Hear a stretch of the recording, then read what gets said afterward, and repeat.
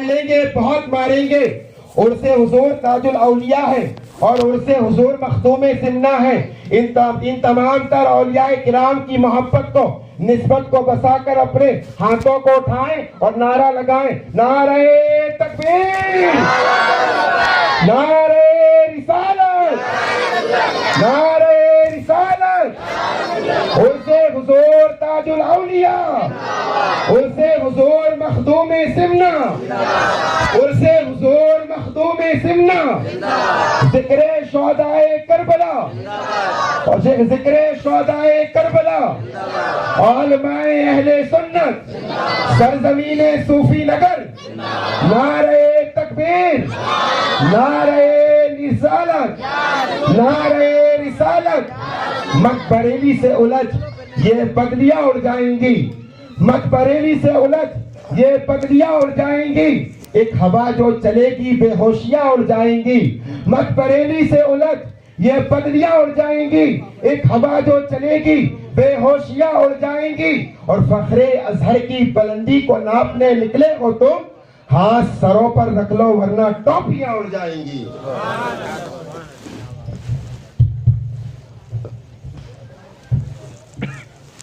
Number नूर पर तशरीफ फरमा बावकार उलमाए ज़वील एहतराम व मोहतरम सामीन व सामियात, अस्सलामु अलैकुम व रहमतुल्लाहि व बरकातुहू। वालेकुम अस्सलाम व रहमतुल्लाहि। नहमदुहु व नुसल्ली व नुसल्लिमु अला रसूलिहिल करीम, अम्मा बाद। फ़अऊज़ु बिल्लाहि मिनश शैतानिर रजीम, बिस्मिल्लाहिर रहमानिर रहीम। व मिनन नासि मन यक़ूलु आमन्ना बिल्लाहि व बिल यौमिल आखिरि व मा हुम बिमुमिनीन। सुभान अल्लाह। आमनतु बिल्लाहि सदक़ल्लाहु मौलानल अज़ीम व बल्लगना रसूलुहुन नबियुल उम्मियुल करीम व नहनु अला ज़ालिका लमिनश शाहिदीन व शाकिरीन वल्हम्दुलिल्लाहि रब्बिल आलमीन। आइए सबसे पहले हम और आप सभी हजरात मिलकर अक़ीदत व मोहब्बत व वालिहाना व रफ़्तगी, क़ल्ब की शेफ्तगी व शगुफ्तगी के साथ अपने और सारी कायनात के मरकज़ अक़ीदत रसूल मोहतरम व मोहतशम पैगम्बर आज़म अहमद मुज्तबा मोहम्मद मुस्तफ़ा सल्लल्लाहु ताला अलैहि वसल्लम के मुक़द्दस बाबरकत पुरअज़मत बारगाह करम में बआवाज़ बुलंद दरूद पाक का नजराना पेश करें और पढ़ें। अल्लाहुम्मा सल्लि अला सय्यदना शफीअना हबीबना मौलाना व बारिक वसल्लिम सलातन व सलामन अलैका या रसूल अल्लाह सल्लल्लाहु ताला अलैहि वसल्लम। सबसे पहले दिल की अथाह गहराइयों से मुबारकबाद पेश करता हूँ इस जलसे के जुमला अराकीन को जिन्होंने आज के पाकीज़ा जलसे का एहतमाम किया। अल्लाह ताला हमारी और आप सबकी हाजिरियों को अपनी बारगाह में कबूल फरमाए। आपने मुझसे पेशतर एक शानदार खिताब मुख्तसर से वक्त में हज़रत अल्लामा मौलाना अब्दुल वकील साहब से समाअत फरमाया और आज के जलसे को कई निस्बतें हासिल हैं। मुहर्रमुल हराम का मुबारक महीना, दिन में मुहर्रमुल हराम की 26 तारीख थी और सूरज गुरूब होने के बाद इस्लामी तारीख बदल जाती है। लिहाजा इस वक्त हम और आप मुहर्रमुल हराम की 27वीं शब में हज़रत हसन अली रहमतुल्लाह ताला अलैह के दयार में अल्लाह और रसूल का ज़िक्र व अस्कार सुनने के लिए इकट्ठा हुए हैं। अभी बाद मगरिब हमारे यहाँ मस्जिद नूर अंबिया में चंद हजरात ने अपनी मोहब्बतों का खराज पेश किया, जिनमें हमारे पप्पू भाई हैं, शोएब रज़ा हैं और दीगर लोग हैं। हज़रत ताजुल मिल्लत व दीन हज़रत बाबा ताजुद्दीन रहमतुल्लाह ताला अलैह के नाम पर लंगर का एहतमाम किया और सैकड़ों लोगों ने लंगर तनावल फरमाया। जिंदाबाद जिंदाबाद। हमारे पप्पू भाई की ख्वाहिश थी कि ताजुल औलिया सरकार पर गुफ्तगू हो जाती मस्जिद नूर अंबिया में। तो हमने उनसे कहा कि इंशाअल्लाह प्रोग्राम सूफी नगर में है। सुभान अल्लाह। और 28 मुहर्रमुल हराम को एक ऐलान सुन लें। 28 मुहर्रमुल हराम को मखदूम अशरफ जहांगीर सिमनानी रहमतुल्लाह ताला अलैह का उर्स पाक मस्जिद नूर अंबिया में मनाया जाएगा और बाद मगरिब से लेकर ईशा तक लंगर शरीफ का इंतज़ाम रहेगा और ईशा के बाद से तकरीरी प्रोग्राम रहेगा। आप हजरात को लंगर शरीफ की दावत है और प्रोग्राम में आने की भी दावत है। 28 मुहर्रम कल का दिन गुजार करके मंगल का दिन बाद मगरिब मस्जिद नूर अंबिया में लंगर शरीफ का एहतमाम रहेगा और ईशा के बाद तकरीरी प्रोग्राम। उलमाए किराम को भी दावत है मेरी तरफ से, आपको भी दावत है, नकीब अहले सुन्नत जितने लोग मेंबर पे हैं और आवाम में सारे लोगों को दावत है मेरी तरफ से इंशाअल्लाह। जो लोग हमको भी लेने के लिए गए थे उन्होंने मुझसे कमरे में निकलते समय ये कहा कि आपको सुलह कुल्लियों के रद्द में तकरीर करना है। अब मैं सोच रहा हूँ कि यहाँ निस्बतें 4 हासिल हैं तो बयान हो तो किस पर हो। अगर उनकी बात जो लोग लाने गए थे जिन्होंने उन्वान दिया है और ये पीर मुर्शिद सरकार ताज शरिया का मुझ फकीर पर बेपनाह फैज़ान है सुभान अल्लाह कि मैं उमूमन मौजू का इंतखाब करके नहीं जाता हूँ। क्या मुझको बोलना है ये मैं तयन करके नहीं आया, लेकिन अब जो बातें हो जाएं इंशाअल्लाह बुजुर्गों के फैज़ान से सुलह कुल्लियों के ताल्लुक से। चूँकि कुरान पाक में सूरे मुनाफिकून भी है, कुरान पाक में सूरे मोमिनून भी है, कुरान पाक में सूरे काफिरून भी है, यानी कुरान पाक में काफिरों का भी तज़किरा है, मोमिनों का भी तज़किरा है, मुनाफिकों का भी तज़किरा है। तो मैंने एक आयत करीमा तिलावत की है, इंशाअल्लाह उस पर गुफ्तगू करूँगा, लेकिन ताजुल औलिया सरकार पर चंद बातें आपके गोश गुजार कर दूँ।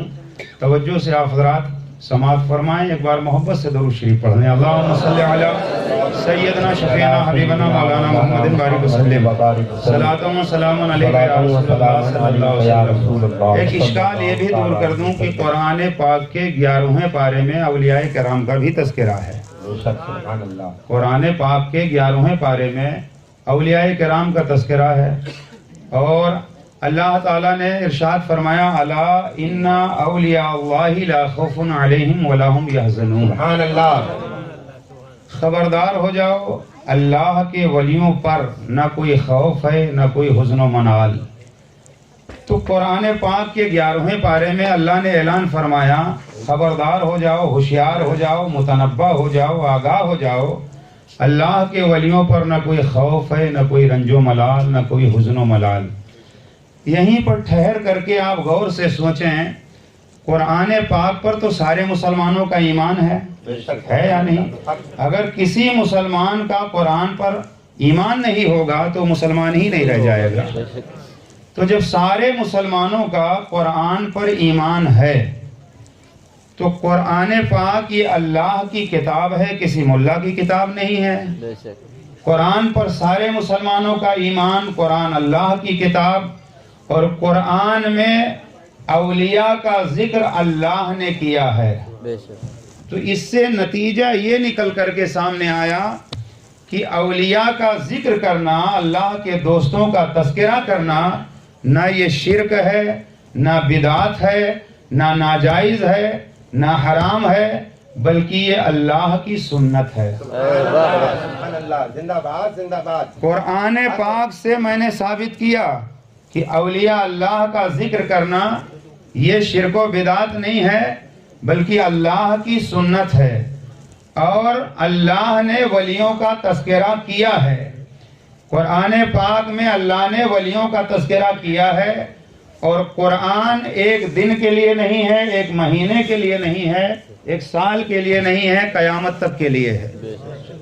तो अल्लाह ने वलियों का जिक्र करके बंदों को ये बता दिया कि हमेशा वलियों का जिक्र करते रहो, हर महीना वलियों का जिक्र करते रहो, जब मौका मिले तब वलियों का जिक्र करते रहो और इस चक्कर वक्कर में ना पड़ो कि तुम बिदात कर रहे हो, बल्कि कुरान में अल्लाह ने वलियों का जिक्र किया है तो वलियों का जिक्र करके तुम अल्लाह की सुन्नत पर अमल कर रहे हो। तो औलिया किराम का तज़किरा भी कुरान पाक में है اور آگے قرآن میں اللہ نے کیا فرمایا؟ الذین آمنوا وکانوا یتقون. بے شک. ابھی تک تو یہ فرمایا خبردار ہو جاؤ، ہوشیار ہو جاؤ، اللہ کے ولیوں پر نہ کوئی خوف ہے نہ کوئی رنج و ملال. آگے اللہ ولی کی تعریف فرماتا. ولی ہوتا کون ہے؟ بے شک. کیا ہر چلم پینے والا ولی ہوتا ہے؟ کیا ہر جبہ بردوش اللہ کا ولی ہوتا ہے؟ کیا ہر ناچنے گانے والا اللہ کا ولی ہوتا ہے؟ اللہ کا ولی ہوتا کون ہے؟ کسی ملا اور مولوی سے نہ پوچھیں، اللہ سے پوچھیں اے اللہ ولی ہوتا کون ہے؟ تو قرآن میں اللہ فرماتا وہیں آگے الذین آمنوا وکانوا یتقون. ولی وہ ہے جو مومن ہوگا اور متقی ہوگا. نعرہ تکبیر، نعرہ رسالت، عظمت اولیاء کرام، محبت اولیاء کرام، ثبوت اولیاء کرام. الذین آمنوا وکانوا یتقون. اللہ فرماتا ولی وہ ہوگا جو مومن ہوگا، متقی ہوگا، پرہیزگار ہوگا. اب اس آیت کی روشنی میں پتہ چل گیا کہ کوئی وہابی اللہ کا ولی نہیں ہو سکتا، کوئی دیوبندی اللہ کا ولی نہیں ہو سکتا، کوئی رافضی اللہ کا ولی نہیں ہو سکتا، کوئی خارجی اللہ کا ولی نہیں ہو سکتا، کوئی یہودی اللہ کا ولی نہیں ہو سکتا، کوئی عیسائی اللہ کا ولی نہیں ہو سکتا، کوئی شیعہ اللہ کا ولی نہیں ہو سکتا، کوئی بدعقیدہ اللہ کا ولی نہیں ہو سکتا.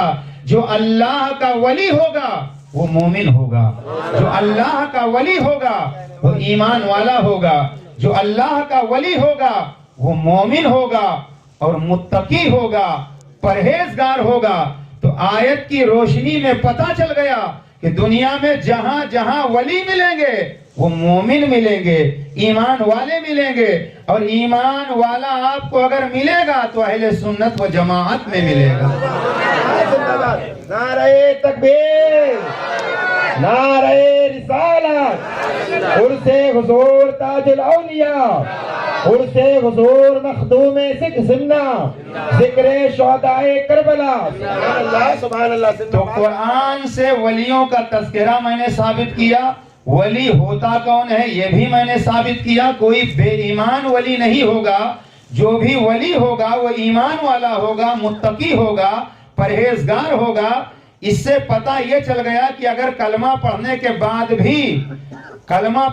بعد بھی کوئی ولایت کا دعویٰ کرے اور شریعت پر عمل نہ کرے، اگرچہ وہ ہوا میں اڑتا نظر آئے، پانی میں تیرتا نظر آئے، پھر بھی اللہ کا ولی نہیں ہو سکتا. کیونکہ اگر پانی میں تیرنے سے کوئی ولی ہوتا تو مچھلیاں ولی ہوتی، کچھوے ولی ہوتے، پانی میں رہنے والے کیڑے مکوڑے ولی ہوتے. اگر ہوا میں اڑنے سے کوئی ولی ہوتا تو پرندے ولی ہوتے. معلوم یہ ہوا کہ ہوا میں اڑنے سے کوئی ولی نہیں ہوتا، دریا میں تیرنے سے کوئی ولی نہیں ہوتا. ولی وہ ہوگا جس کا دل عشق مصطفیٰ کا مدینہ ہوگا. ولی وہ ہوگا جس کے دل میں خدا کی خشیت جلوہ گر ہوگی. ولی وہ ہوگا جو شریعت کا پابند ہوگا. اگر کوئی شریعت کا پابند نہیں ہے تو اللہ کا ولی ہرگز ہرگز نہیں ہو سکتا ہے. معلوم یہ ہوا کہ جو ولی ہوگا وہ متقی ہوگا، پرہیزگار ہوگا. اس کی راتیں اللہ کی عبادت میں گزر جائیں گی. اس کا سینہ خداوند قدوس کے خوف سے ہر وقت لرزہ براندام رہے گا اور اس کے دل میں عشق مصطفیٰ جلواگر ہوگی. پتہ یہ چلا کہ جو مومن ہوگا، متقی ہوگا، پرہیزگار ہوگا وہی اللہ کا ولی ہوگا. اب ہر جھومنے والے کو اللہ کا ولی نہ سمجھ لینا، ہر لمبے لمبے بال رکھنے والے کو اللہ کا ولی نہ سمجھ لینا، ہر چلمچی کو اللہ کا ولی نہ سمجھ لینا. اس لیے کہ مجذوب جو ہوتا ہے، بہت سارے لوگوں کو دیکھ کر کے ان پڑھ لوگ اندھی تقلید کرتے ہوئے اندھی عقیدت میں مجذوب تصور کر لیتے ہیں. ہمارے ہاں شہر سیونی میں نے کئی بار رد کیا، آج پھر رد کیے دے رہا ہوں کہ ایک ننگے بابا گھومتے ہیں، بدن پہ ان کے کپڑے بھی نہیں، بس اسٹینڈ میں وہ اکثر گھومتے رہتے ہیں اور ان کو بہت سارے لوگ ولی سمجھ رہے ہیں. ان کو بہت سارے لوگ ولی سمجھ رہے ہیں. کوئی عطر لگا رہا ہے، وہ جاہل نہیں، وکیل اپنے آپ کو کہلانے والے، پڑھے لکھے اپنے آپ کو کہلانے والے جا کر کے عطر لگا رہے ہیں، نذرانے دے رہے ہیں.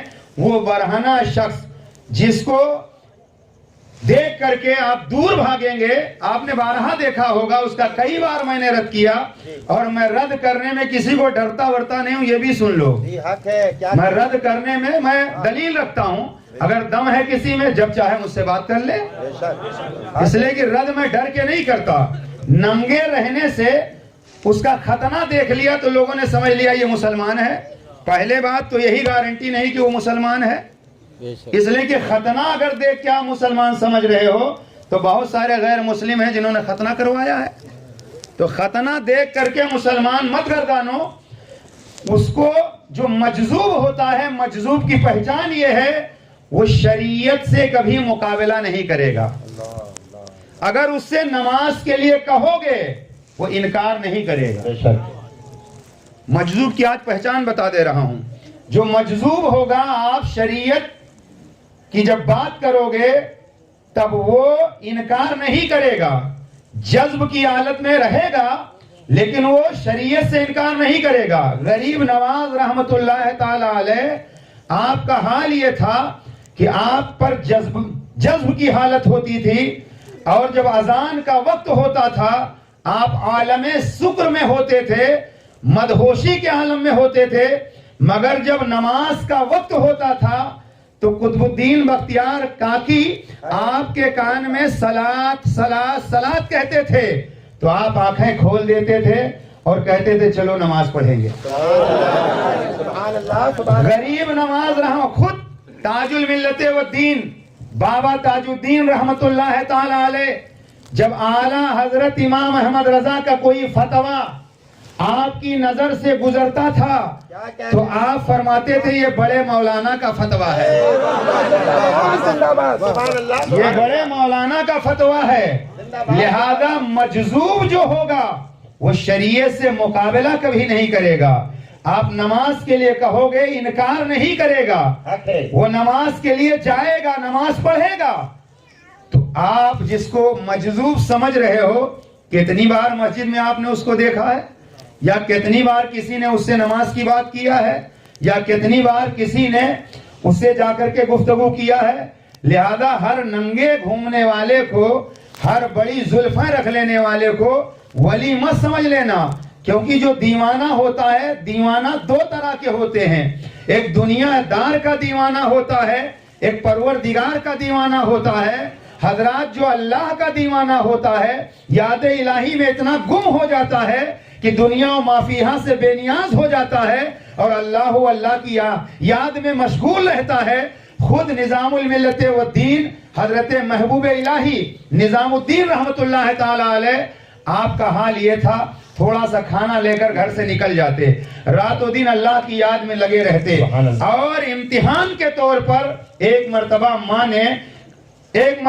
نے امتحان لینا چاہا کہ میرا بیٹا کہاں تک کامیاب ہے, تو دسترخوان پر انواع اقسام کے کھانے سجائے اور دہی کی جگہ چونا گھول کر کے رکھ دیا. دہی کی جگہ ماں نے چونا گھول کر کے رکھ دیا. جب چونا گھول کر کے رکھ دیا تو آپ اس کو دہی سمجھ کر کے پی گئے. تب ماں نے کہا میرا بیٹا اب کامیاب ہے, کیونکہ یاد الہی میں ان کو کھانے پینے کی فکر ہوتی ہی نہیں ہے. اور جو دروازے 10 روپیہ جا کے مانگ رہا ہو, وہ ننگا جس کو دیکھو ہاتھ پھیلا کے پیسے مانگ رہا ہے, 20 روپے مانگ رہا ہے, 10 روپے مانگ رہا ہے, اللہ جانے کیا کر رہا ہے. تو پہلی بات تو مجذوبوں سے دور رہنا چاہیے, الجھنا نہیں چاہیے. مجذوبوں سے الجھنا نہیں چاہیے. جس کے بارے میں یقین ہو جائے کہ مجذوب ہے, اور جس کا پتہ ہی نہیں ہے تو اس کے بارے میں خواہ لوگوں کو گمراہی کی طرف نہیں لے جانا چاہیے. اس لیے ہر ایرے غیرے کے پیچھے مت گھومو, قرآن کے آئینے میں ٹٹولو.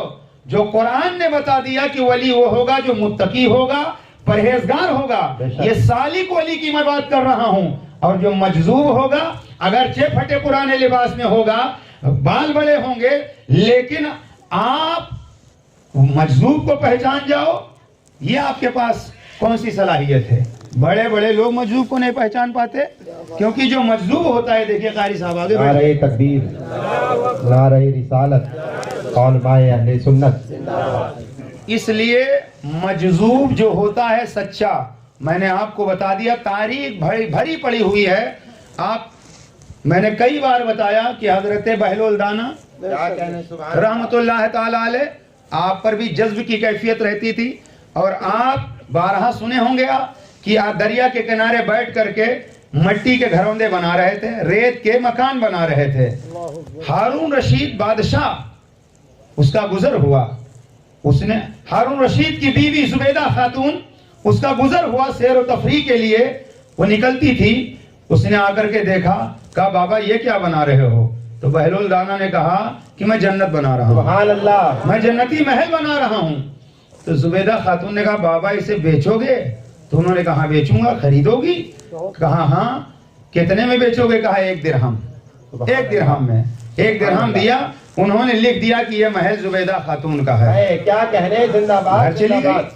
اب رات میں ہارون رشید نے خواب دیکھا اور بڑا حسین خواب دیکھا۔ جنت کا محل دیکھتے جا رہے ہیں، ایک محل پر لکھا ہوا تھا کہ یہ زبیدہ کا محل ہے۔ جانے کا ارادہ کیا، روک دیا گیا۔ ہارون رشید یہ دنیا نہیں ہے، میاں بیوی کا تعلق دنیا میں چلتا ہے، یہ محل زبیدہ خاتون کا ہے۔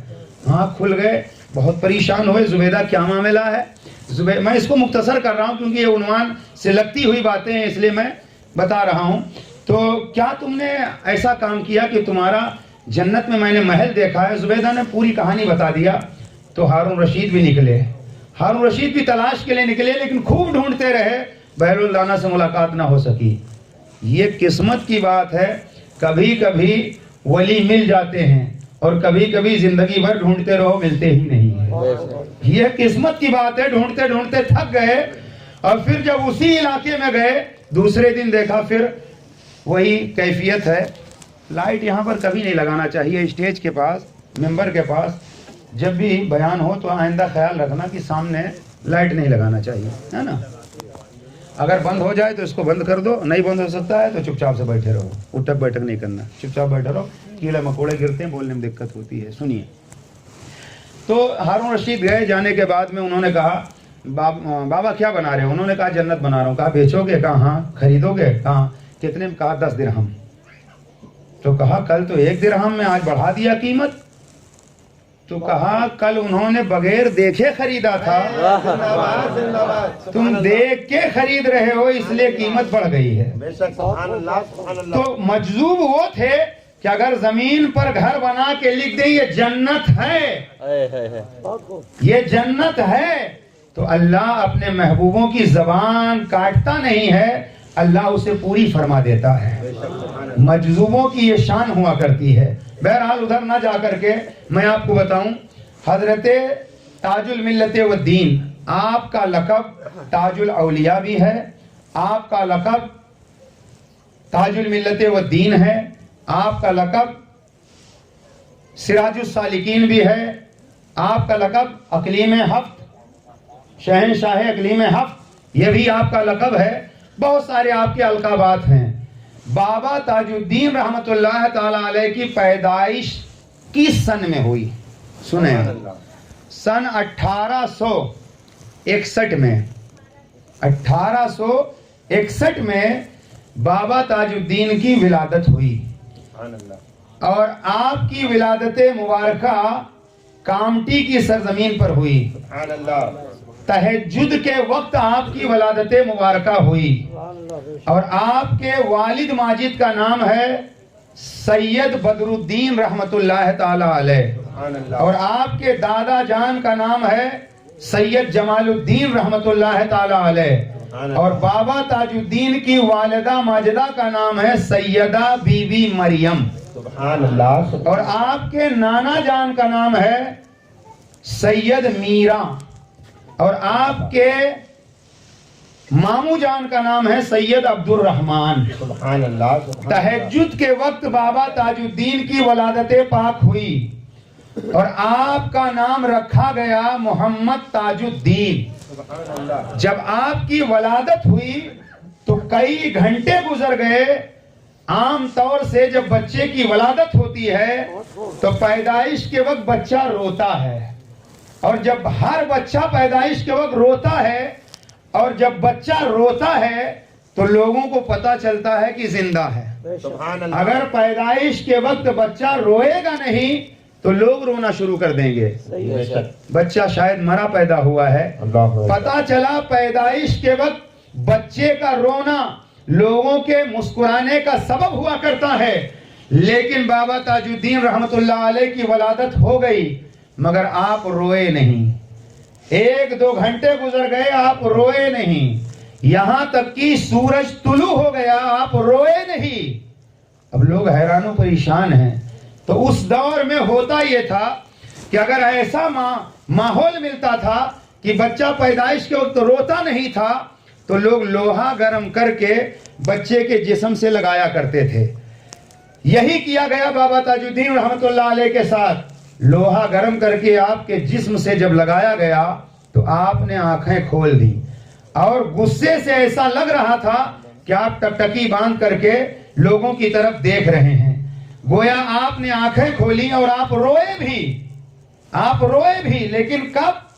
جب لوہا گرم کر کے لگایا گیا. اب یہاں پر اس میں حکمت کیا ہے یہ میں آپ کو سمجھا دوں کہ بچہ پیدائش کے وقت روتا کیوں ہے. پہلے آپ یہ سمجھیں, بچہ پیدائش کے وقت روتا کیوں ہے. آج کے بڑے سے بڑے سائنسدان سے پوچھو, گھٹنے ٹیک دے گا. بڑے سے بڑے پڑھے لکھے لوگوں سے پوچھو بچہ پیدائش کے وقت روتا کیوں ہے, تو لوگ جواب نہ دے سکیں گے. لیکن 1400 سال سے زیادہ کا عرصہ گزر گیا, صحابہ کرام کی انجمن تھی. میرے آقا نے ارشاد فرمایا, کیا جانتے ہو پیدائش کے وقت بچے روتے کیوں ہیں؟ تو صحابہ نے کہا اللہ جانے, اس کے بتانے سے اس کا رسول جانے. تو آقا نے فرمایا بچہ کسی کے گھر پیدا ہو, یہودی کے گھر, عیسائی کے گھر, مجوسی کے گھر, کسی کے گھر پیدا ہو, بچہ جب پیدا ہوتا ہے تو پیدائش کے وقت کس لیے روتا ہے کہ شیطان آتا ہے اور آنے کے بعد اپنا خونی پنجہ بچے کے جسم پر مار دیتا ہے. بچہ چوٹ کھا کر کے رونے لگتا ہے اور بچہ بلبلانے لگتا ہے. گویا بچے شیطان جب آتا ہے اور پنجہ مارتا ہے, تکلیف پہنچاتا ہے, تب بچے روتے ہیں. لیکن یہ تاج الملت و دین کی کرامت ہے کہ آپ جب پیدا ہوئے تو شیطان نے آپ کو پنجہ نہیں مارا, شیطان نے آپ کو تکلیف نہیں پہنچائی, شیطان کے رلانے سے آپ نہیں روئے, بلکہ انسانوں نے جب لوہا چبھویا تب انسانوں کی وجہ سے آپ روئے. آپ اندازہ لگائیں کہ شیطان جب ناخون چبھوتا ہے تب بچے روتے ہیں, لیکن بابا تاج الدین رحمت اللہ تعالی علیہ شیطان کے رلانے سے آپ نہیں روئے, بلکہ جب لوہا گرم کر کے لگایا گیا انسانوں کی وجہ سے تب آپ روئے بھی اور ٹکٹکی باندھ کر کے آپ نے دیکھا بھی. معلوم یہ ہوا کہ بابا تاج الدین رحمت اللہ تعالی علیہ جب پیدا ہوئے تو پیدائش کے وقت آپ روئے نہیں. 1 سال کے آپ ہوئے تھے. 1 سال کے جب آپ ہوئے تو آپ کی والدہ ماجدہ سیدہ بی بی مریم کا وصال ہو گیا. بابا تاج الدین ابھی 1 سال کے تھے کہ آپ کی والدہ کا وصال ہو گیا. جب آپ کی والدہ کا وصال ہو گیا اب آپ کی زندگی کے شب و روز گزر رہے ہیں. جب 6 سال کی عمر مبارکہ ہوئی بابا تاج الدین رحمت اللہ علیہ کی, تب کامٹی کی سرزمین پر آپ کا داخلہ مدرسے میں کیا گیا. سبحان اللہ. 6 سال کی عمر شریف میں آپ جب مدرسے میں تشریف لے گئے تو آپ دین کی تعلیم بھی حاصل کر رہے تھے اور آپ اسکول بھی جا رہے تھے, دونوں تعلیم حاصل کر رہے تھے. ایک دن آپ مدرسے میں بیٹھ کر تعلیم حاصل کر رہے تھے. حضرت سید شاہ بابا عبداللہ رحمت اللہ علیہ جن کا مزار کامٹی میں بنا ہوا ہے, اس وقت یہ اپنی حیات ظاہری میں تھے اور ان پر بھی جذب کی کیفیت رہتی تھی, یہ بھی مجذوب تھے. حضرت سید شاہ عبداللہ کامٹوی رحمت اللہ تعالی علیہ آپ مدرسے کے قریب سے گزرے. آپ نے دیکھا مدرسے میں بیٹھ کر بچے پڑھ رہے ہیں. سید شاہ عبداللہ قریب آئے, پورے بچوں پر ایک نظر آپ نے ڈالی, لیکن نظر جا کر کے محمد تاج الدین پر ٹک گئی. غور سے دیکھتے رہے اور اس کے بعد استاد سے فرمایا اس بچے کو بلاؤ. محمد تاج الدین کو بلایا گیا اور جب قریب آئے تو سید عبداللہ شاہ آپ نے استاد سے فرمایا کہ اس इस बच्चे को क्या पढ़ा रहे हो? ये बच्चा तो पढ़ा पढ़ाया आया है, ये बच्चा तो पढ़ा पढ़ाया आया है, यानी इसको इल्मे लुदुन्नी हासिल है, इसको इल्मे लुदुन्नी हासिल है, ये बच्चा पढ़ा पढ़ाया आया है। उसके बाद आपने फरमाया बेटा मैं कुछ वसीयत और नसीहत करना चाहता हूँ। मोहम्मद ताजुद्दीन की उम्र अभी 6-7 साल रही होगी। सैयद शाह अब्दुल्ला ने फरमाया कि बेटा कम खाना, कम बोलना, कम सोना और कुरान की कसरत से तिलावत करना, कुरान की कसरत से तिलावत करना। और इतना कहने के बाद आपने यानी सैयद शाह अब्दुल्ला ने खजूर निकाली और मुंह में चबा करके एक टुकड़ा मोहम्मद ताजुद्दीन को दे दिया। सुभान अल्लाह।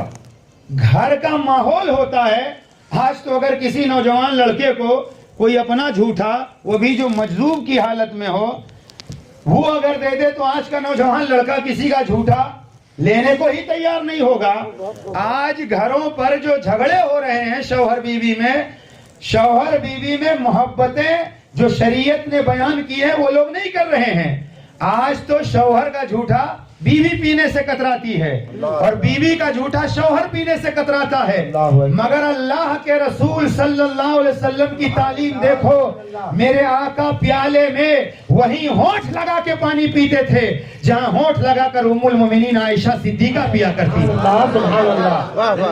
जहां आयशा सिद्दीका अपना होंठ लगाते थे वही नबूवत और रिसालत वाले होंठ लगा करते थे।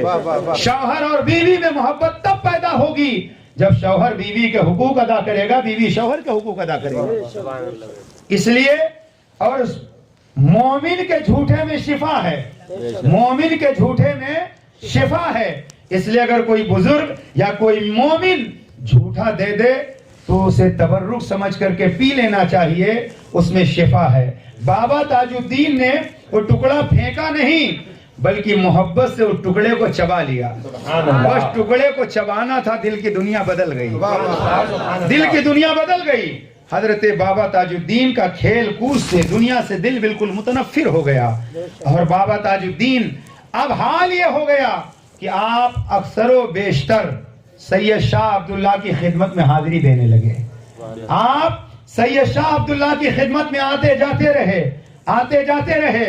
जब 8 साल की उम्र मोहम्मद ताजुद्दीन की हुई तो आपके वालिदा माजिदा का भी विसाल हो गया। अब परवरिश की जिम्मेदारी आपके नाना जान और आपकी नानी साहिबा और आपके मामू जान ने उठाई। और नानी ने इस तरह से परवरिश किया जैसे कोई सगी माँ अपने शहजादे की परवरिश करती है, क्योंकि वो वली सिफात घराना था, वो मुत्तकी परहेजगार लोग थे। पानी ले यार, कुल्ली करो आप, इसीलिए मैं बोला ना दिक्कत होती। निकाल लो यार उसको, खड़े हो गए, सीढ़ी लगाओ, 2 मिनट निकाल लो यार। पानी ला दो पहले, कुछ इलायची वगैरह ला लेना।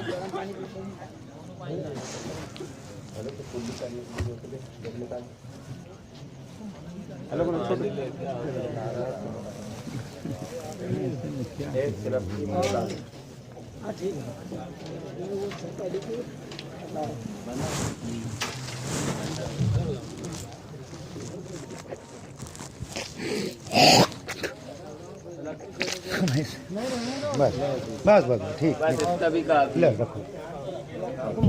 नारे तकबीर, नारे रिसालत, उर्से हुजूर ताजुल औलिया, उर्से हुजूर मखदूम सिमना, जिक्र शोहदाए करबला, मुफ्ती तौहीद आलम साहब किबला।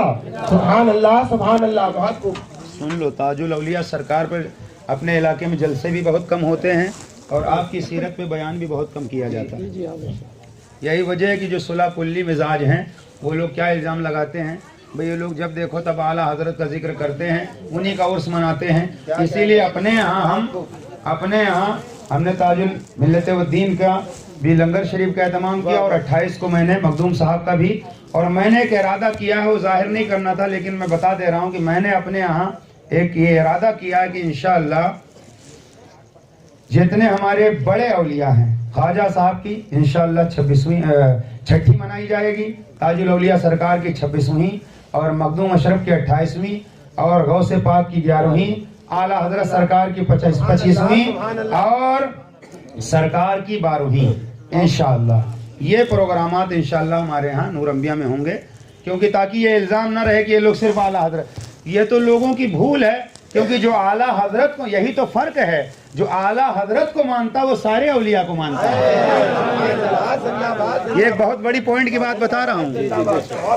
یہ ہو سکتا ہے کہ جو غریب نواز کو مانے وہ اعلیٰ حضرت کو نہ مانے، یہ ہو سکتا ہے۔ جو اعلیٰ غریب نواز کو مانے اعلیٰ حضرت کو نہ مانے، یہ ہو سکتا ہے۔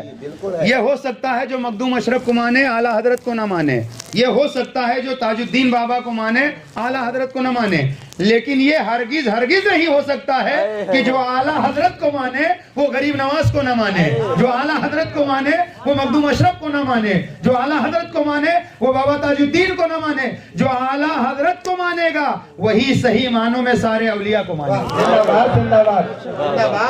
اس لیے اس بھول میں مت رہنا، اس بھول میں، یہ بس ہو گئی بات، اس بھول میں مت رہنا۔ جو اعلیٰ حضرت کو مانے گا وہ سارے ولیوں کو مانے گا۔ ایک لطیف نقطہ اور آگے عبدالوکیل صاحب بتا دوں، اب بات ہو رہی ہے تو ہو جائے۔ کچھ لوگوں نے یہ اعتراض کیا کہ اعلیٰ حضرت جب اتنے بڑے تو سید گھرانے میں کیوں نہیں پیدا ہوئے؟ یہ سوال ہے۔ اعلیٰ حضرت سرکار جب اتنی کرامتیں اور اتنا تم لوگ ذکر کرتے ہو تو پٹھان گھرانے میں کیوں پیدا ہوئے؟ سید گھرانے میں کیوں نہیں پیدا ہوئے؟ تو فقیر نے جواب یہ دیا، توجہ بہت کام آئے گا۔ لوگوں نے سوال یہ ہے کہ اعلیٰ حضرت پٹھان گھرانے میں کیوں پیدا ہوئے جب اتنے بڑے ولی ہیں، سید گھرانے میں کیوں نہیں پیدا ہوئے؟ تو فقیر نے جواب یہ دیا کہ اگر اعلیٰ حضرت سید گھرانے میں پیدا ہو جاتے تو بھارت میں سیدوں کا احترام کون بتاتا؟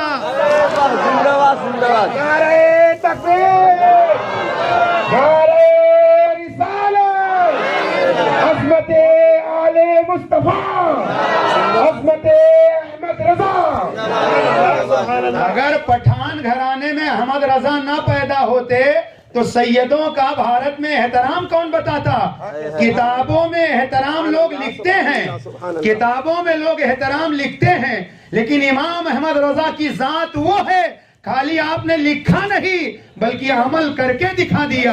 اور بھارت میں جس طرح امام احمد رضا نے سیدوں کا احترام کیا ہے، کوئی نظیر نہیں ملتی ہے کہ کسی اور نے آل رسول کا احترام کیا ہے۔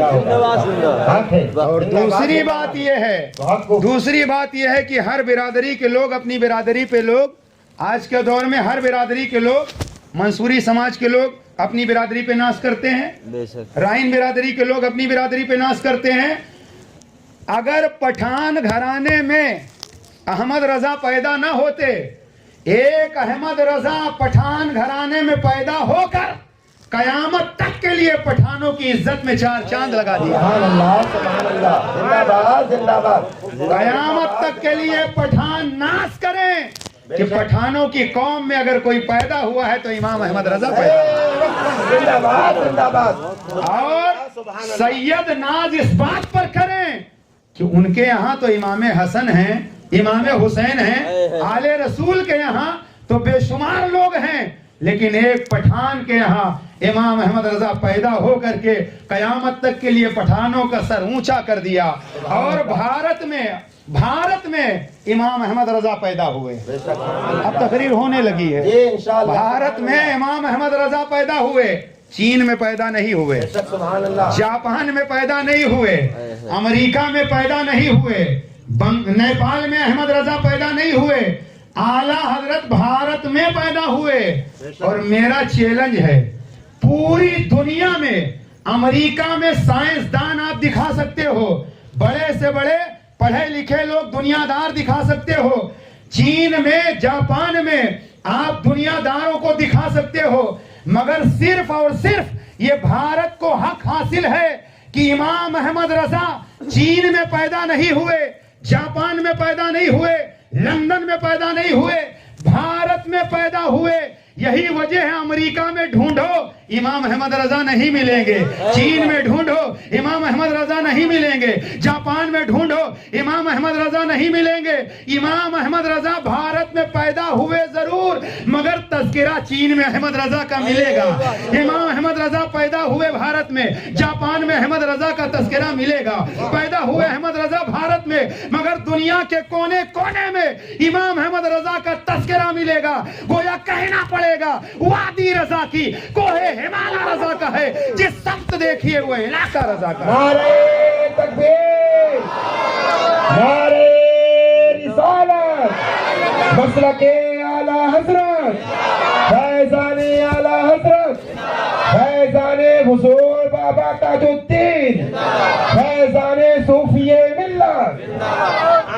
आला हजरत सरकार पैदा हुए हिंदुस्तान में, मगर चर्चा सुन्नियों के घर घर में, दुनिया के कोने कोने में।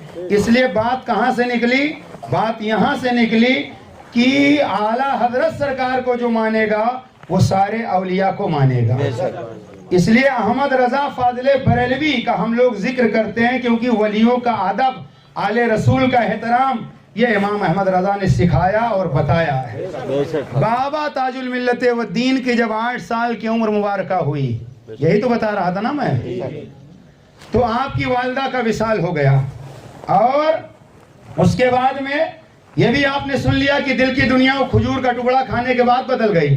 अब 8 साल के बाद जब आपकी वालिदा का विसाल हो गया, तो धीरे धीरे जब 15 साल की आपकी उम्र मुबारका हुई, तो आप आलिम दीन बन गए और आप तालीम से आरास्ता हो गए।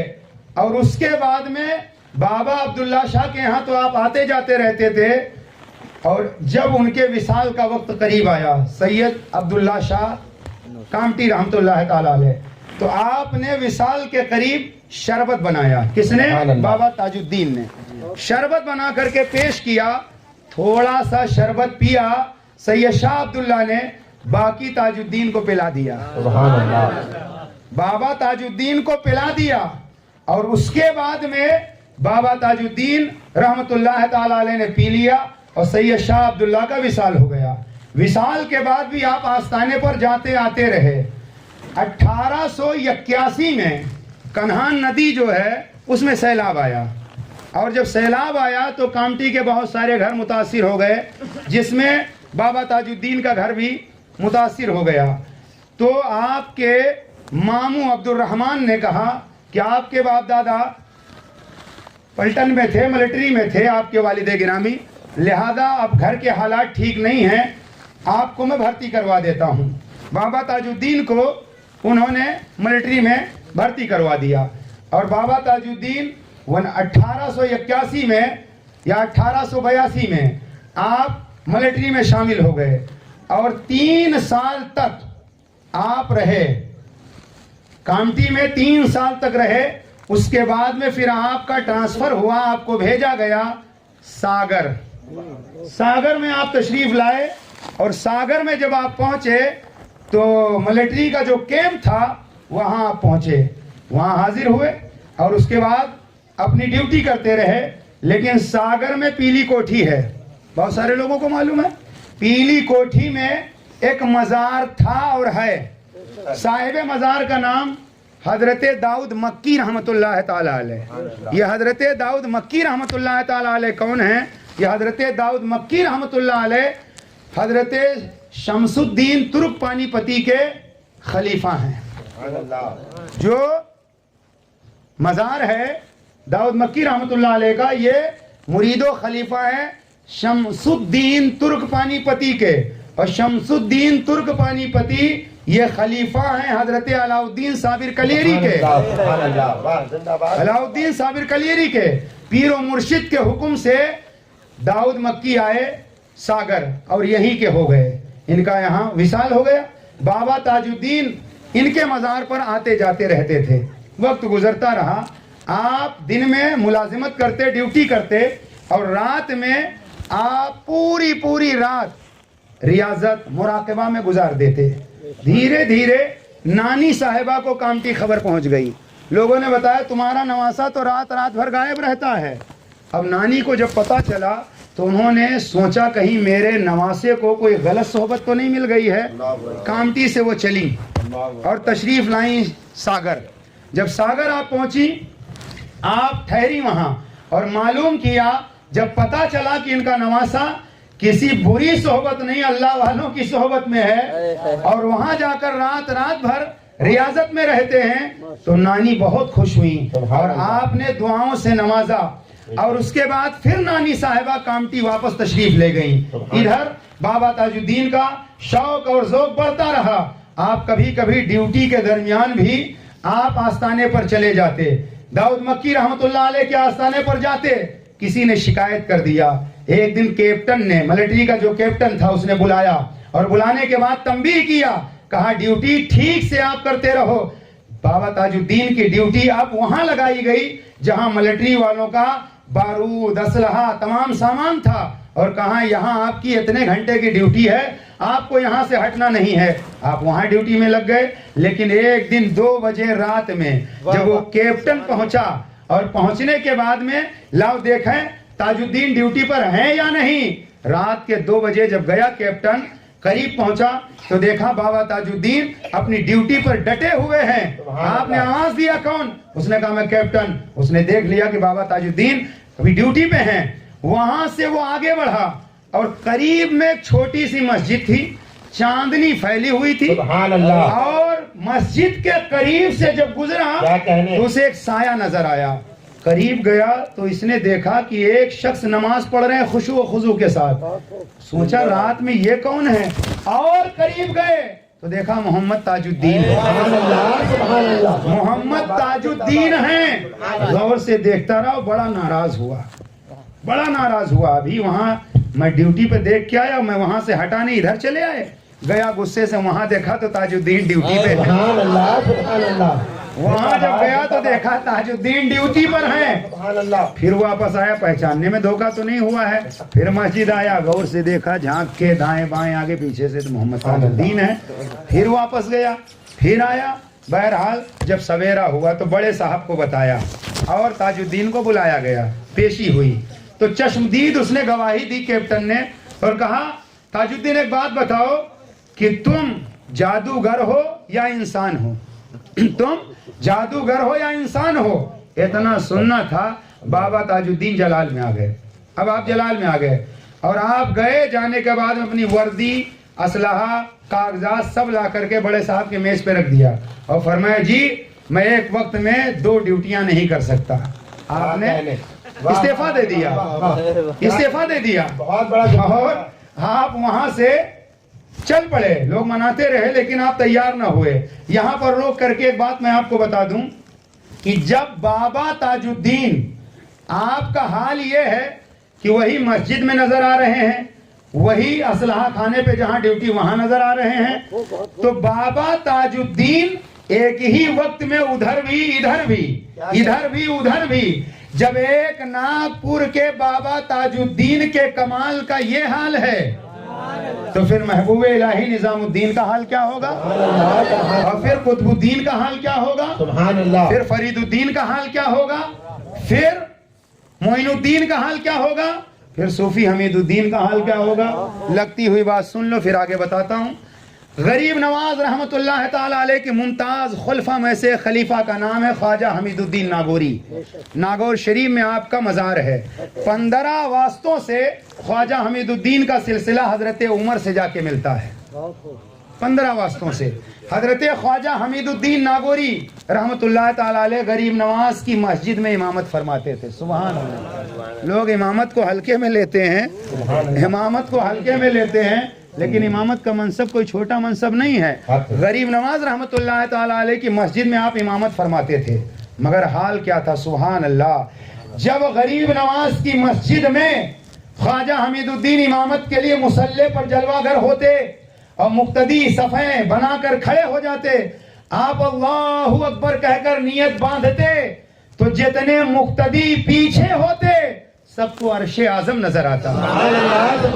سب کو عرش اعظم نظر آتا. سبحان اللہ سبحان اللہ سارے لوگ عرش اعظم کا مشاہدہ کرتے، یہی کیفیت ہوتی تھی. سبحان اللہ. یہی اب میں سوچنے لگا، جب اس کو میں نے پڑھا کتاب میں تو میں سوچنے لگا یا اللہ، اجمیر کی دھرتی پر غریب نواز کی مسجد میں خواجہ حمید الدین امامت کریں تو مقتدیوں کو عرش اعظم نظر آئے، تو مسجد نبوی شریف میں رسول اللہ جب امامت کرتے رہے ہوں گے تو مقتدیوں کا حال کیا رہا ہوگا، کس منزل پہ رہے ہوں گے، ہم بیان ہی نہیں کر سکتے.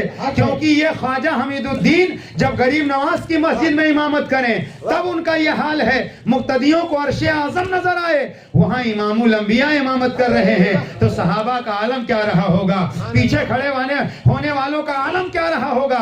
حضرات خواجہ حمید الدین سارے لوگ عرش اعظم نظر آتا. اور مقتدی بھی تو بدماش ہوتے ہیں، مقتدی امام کے پیچھے نماز پڑھے، باہر امام کی برائی، یہی چل رہا ہے. تو وہاں جو مقتدی کھڑے ہوتے تھے تو لوگ کیا سمجھتے تھے، ہماری کرامت ہے. مقتدی سمجھتے تھے کچھ لوگ یہ ہماری کرامت ہے، یعنی ہم اتنا پہنچے ہوئے ہیں کہ ہماری کرامت ہے. اچھا، راز کیسے کھلا؟ ایک دن خواجہ حمید الدین نہیں تھے، آپ نے امامت نہیں کیا، کسی دوسرے نے امامت فرمائی. اس دن کسی کو عرش اعظم نظر نہ آیا، سارے لوگوں کا پلاؤ وہیں ٹھنڈا ہو گیا. لوگ سمجھے کہ اپنی کرامت نہیں ہے، یہ خواجہ حمید الدین کی کرامت ہے، یہ خواجہ حمید الدین کی کرامت ہے. میں بتانا یہ چاہتا ہوں کہ خواجہ حمید الدین رحمت اللہ علیہ امامت فرماتے تھے، اور اجمیر شریف سے ناگور شریف 165 کلومیٹر کی دوری پر ہے. 165 کلومیٹر کی دوری، ناگور اور اجمیر شریف کی دوری 165 کلومیٹر. خواجہ حمید الدین ناگوری ناگور شریف سے روز پیدل آتے، کوئی سواری نہیں، کوئی ٹرین نہیں، کوئی سواری نہیں، پیدل آتے ناگور شریف سے اجمیر شریف، اور فجر کی امامت فرماتے اور چلے جاتے ناگور شریف، اور پھر ظہر میں آ کر اجمیر شریف میں امامت فرماتے، اور پھر عشاء پڑھا کر کے آپ چلے جاتے ناگور شریف، اور فجر پڑھانے کے لیے اجمیر شریف میں نظر آتے. نعرہ تکبیر، نعرہ رسالت، عظمت اولیاء کرام، سبحان اللہ سبحان اللہ. اب بھی چکر میں رہو گے. لوگ کہتے ہیں کہ یہ سنی لوگ کہتے ہیں کہ میلاد میں حضور آتے ہیں، میلاد میں حضور آتے ہیں. تو الحمدللہ ہمارا یقین ہے کہ اگر کرم فرمانا چاہیں، آنا چاہیں تو آ سکتے ہیں، کیونکہ جب ان کے غلام آتے جاتے ہیں تو ان کے آنے جانے میں کون سا حرج ہے؟ میرے آقا اگر آئے جائیں تو کون سے تعجب کی بات ہے، جب غلاموں کا یہ حال ہے کہ آتے اور جاتے ہیں. لیکن لوگ کہتے ہیں کہ پھر آتے تو ہمیں نظر کیوں نہیں دکھائی دیتے، ہمیں نظر کیوں نہیں آتے، ہمیں نظر کیوں نہیں آتے. تو پھر بہت پہلے آپ نے کئی بار سنا ہوگا کہ سرکار کو قتل کرنے کے لیے لوگ ننگی تلواریں لے کر کھڑے ہوئے تھے. سرکار ان کے درمیان سے نکل گئے، ایک مٹھی مٹی ڈال دیا، اور ان کے درمیان سے نکل گئے. بڑے بڑے کافر کھڑے رہے، بڑے بڑے کافر کھڑے رہے، لیکن نبی کو کسی نے نہیں دیکھا، نبی کو کسی نے نہیں دیکھا. پتا کیا چلا کہ کافروں کو نبی نظر نہیں آتے. زندہ باد زندہ باد مفتی صاحب قبلہ صاحب. کافروں کو نبی نظر نہیں آتے. نعرہ رسالت، بشیرت مومنین، سبحان اللہ. کافروں کو نبی نظر نہیں آتے، مومنوں کو نظر آتے ہیں، ایمان والوں کو نظر آتے ہیں. اور ایمان والوں نے بارہا مصطفیٰ کی زیارت کیا ہے، کئی بار دیکھا ہے.